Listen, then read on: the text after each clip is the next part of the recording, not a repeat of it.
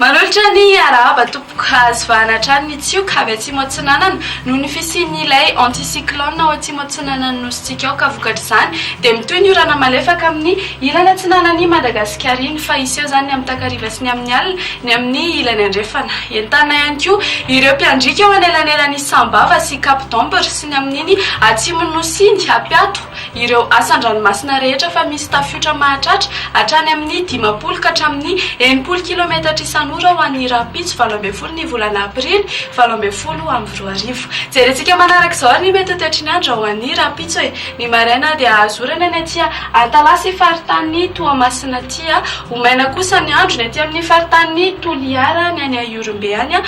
Matsiatra ary amorony manihy azo erika vao maraina ny irena tsinanan'ny faritry Voatany ary fandibatra ho an'ny Simasoandro ho an'ny faritra sisy raha ho an'ny ariva kosa indray dia azorana tandrivindrahoana meto araikotrika ny aty Nosy be Sambrano Melaky Menabe sy ny amin'ny tapany avaratry atsimo andrefa nitoraka izany amin'ny koa ny amin'ny ilany andrefany Bongolaviny fandibatra ho an'ny Simasoandro ho an'ny faritra sisa fa ho arahin'orana izany amin'ny takariva sy ny amin'ny alina ny aty Antala Analanjorofo sy Atsinanana ny maripana Ambandritra tombanana ho an'ny Rapitso dia 20 degré Celsius hitantsika aty vakina karatra aty ary ny Ambondritra kosa indray dia mananika ny 10 degré Celsius hitantsika aty amin'ny manodidina ny Antsohisy Mahevatanana aty ny eto Voatany kosa dia manodidina ny 4 ka hatramin'ny 7 degré Celsius toy izao kosa ny mety toetriny andro andreo tanan-dehibe sy nosy manodidina ibalika be ny masoandro any Paris ifandibidiby andro ao ana sy masoandro any Milan sy Johannesburg